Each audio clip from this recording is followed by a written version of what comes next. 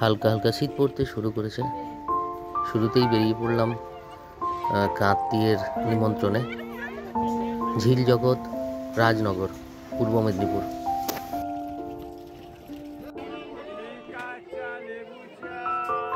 রায়চক ফেরিঘাট থেকে নদী পার হয়ে কুকড়াহাটি এবং কুকড়াহাটি ফেরিঘাট থেকে বাস যোগে নন্দকুমার থেকে রাধামণি বাজার বাসে করে এবং ওখান থেকে টোটো যোগে রাজনগর। সর্বমোট যাত্রাপথ ছিল আমাদের 4 ঘন্টার। খুব তাড়াতাড়ি পৌঁছে গিয়েছিলাম। সকাল সকাল বেরিয়ে প্রায় 10টা নাগাদ আমরা ওখানে পৌঁছে গেছিলাম। গুগল ম্যাপে রাজনগরের প্রকৃত অবস্থান যদি আমরা দেখি, আমরা বুঝতে পারবো যে কেন এটাকে ঝিল জগৎ বলা হয়। অসংখ্য ঝিল, 35 বিঘা, 40 বিঘা, 30 বিঘা, এগুলো খুব কমন। স্থানীয় মানুষ অনেকাংশেই এই ঝিলের উপরে বা ভেড়ি চাষের উপরে নির্ভরশীল। আমাদের এই ছোট্ট ঘুরতে যাওয়া একটা মহাযোগে আমরা গিয়েছিলাম। আত্মীয় বাড়ি, সাথে সাথে ওই এরিয়াতে রাধা মাধবের একটা সুদৃশ্য মন্দির স্থাপন করা হয়েছে স্থানীয় মানুষের উদ্যোগে, এবং সেটারই প্রতিষ্ঠা উপলক্ষে খাওয়া দাওয়া, বিভিন্ন অনুষ্ঠান এসবের আয়োজন হয়েছিল। স্থানীয় মানুষদের মধ্যে একটা দারুণ উন্মাদনা ছিল এই মন্দিরকে নিয়ে। এক কথায় বলতে গেলে আত্মীয় স্বজনের সাথে দেখা, আর তার সাথে স্থানীয় প্রকৃতি, আধ্যাত্মিক ও সামাজিক একটা বর্ণাঢ্য অনুষ্ঠানের সাথে পরিচিতি, একটা ছোট রিফ্রেশমেন্ট, সর্বসাকুল্যে পুরো ঘোরাটাই আমাদের ভালো ছিল।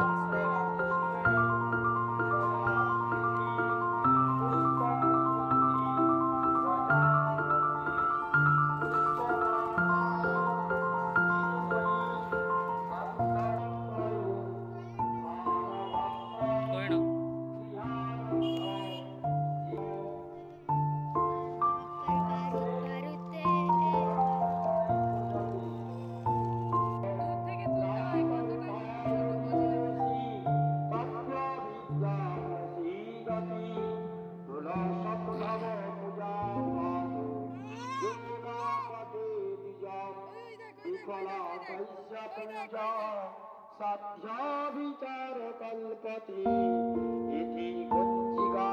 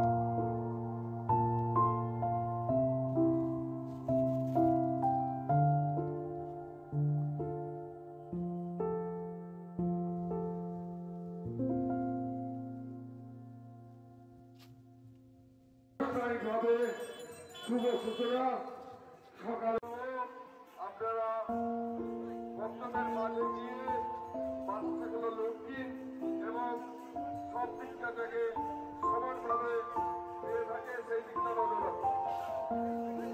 প্রায় 1,10,00,000 টাকা ব্যয়ে এই মন্দির নির্মাণ হয়।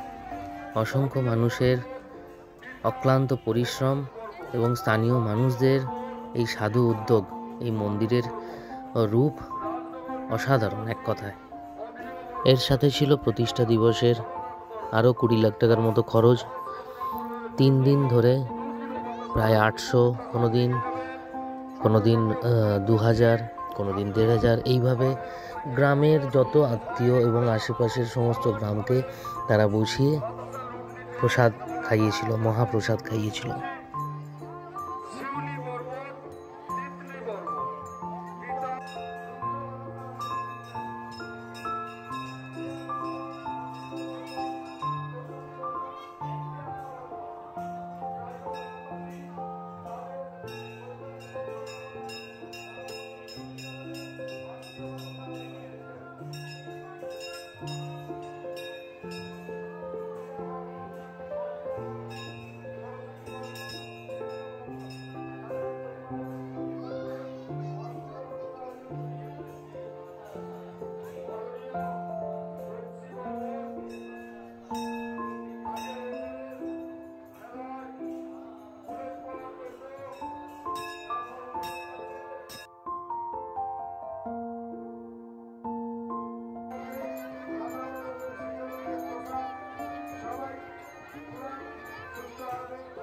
রাস পূর্ণিমার মহাযোগে মন্দির প্রতিষ্ঠা উপলক্ষে হরিলুটের যে অনুষ্ঠান তা দেখার মতো ছিল।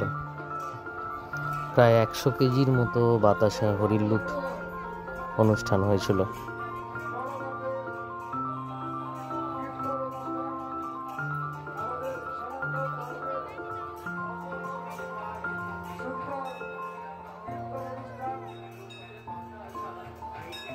বধুর তো কোনো কলঙ্ক নাই, কিন্তু আমার বধুর প্রেমে যে একবার পড়েছে সে একটু একটু করে কলঙ্কিত হয়ে গেছে।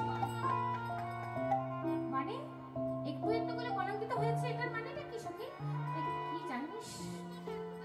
সে কলঙ্কিত হয়েছে, আর সেই কলঙ্কিনী হয়েছে আমি।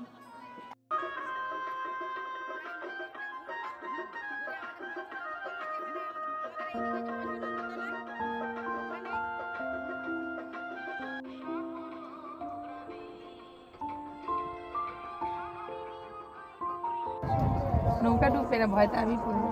ভয় ভয় পেলে ভয় হবে আমি কিছু হবে না, আমি এমনি করে করলে কিছু তো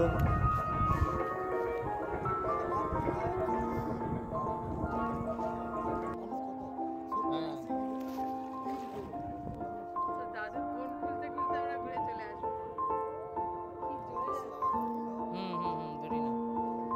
ওই দেখ ফুটো করে খেয়ে নিচ্ছে। এই ভাই নিচে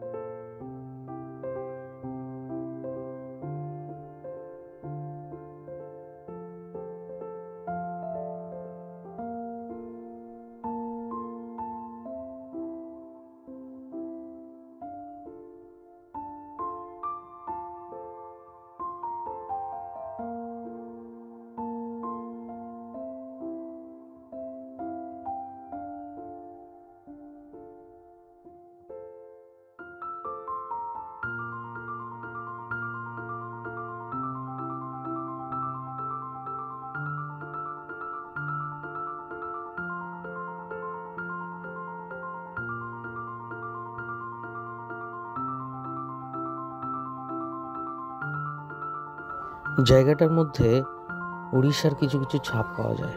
যেমন প্রথমত এই মূল মন্দিরটা নিয়ে বলা গেলে এখানেও যে কারুকার্যগুলো করা হয়েছে সেখানে উড়িষ্যার একটা ছাপ আছে। দ্বিতীয়ত সবথেকে প্রধান, প্রত্যেকটা বাড়িতে সুন্দর সুন্দর তুলসী মঞ্চ করা আছে এবং সেখানে গরুর দেবতার অবস্থান লক্ষণীয়।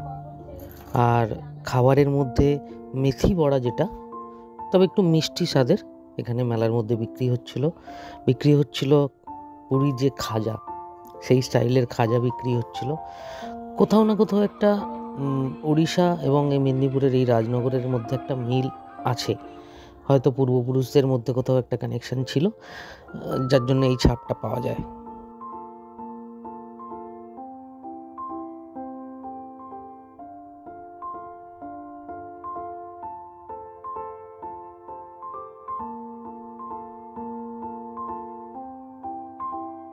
মহাপ্রসাদের মেনুতে ছিল চাল, চিড়ে, বাতাসা, শশা দিয়ে মাখা একটা খাবার, আর তার সাথে ছিল সাদা ভাত, মুগ ডাল, পটল আলুর তরকারি এবং আলু কুমড়োর একটা ঘন্ট মতো।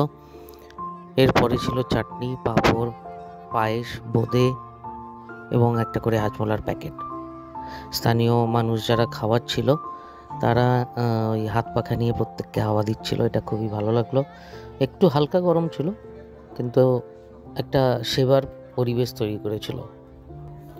স্থানীয় মানুষদের অসংখ্য ধন্যবাদ এই আয়োজনের জন্য, এই মহৎ কাজের জন্য।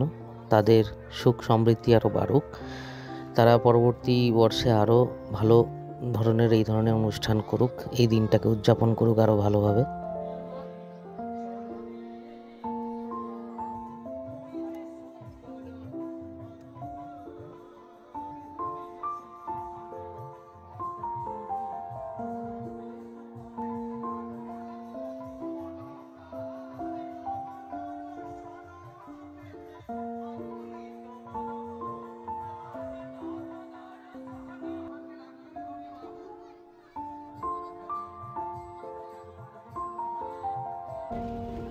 এবার ফেরার পালা। দুপুরের মহাপ্রসাদ খাওয়ার পরে একটু রেস্ট নিয়ে আমরা বেরিয়ে পড়লাম। ফেরার পথে রাতে গঙ্গার দৃশ্য অসাধারণ ছিল। অসংখ্য ধন্যবাদ সবাইকে ভিডিওটা দেখার জন্য। পুরো আপনারাও এই ধরনের ভিডিও শেয়ার করবেন, কোনো ছোট্ট একটা বেড়ানোর ভিডিও ভালো লাগবে। সুস্থ থাকবেন সবাই, ভালো থাকবেন। Thank you RV.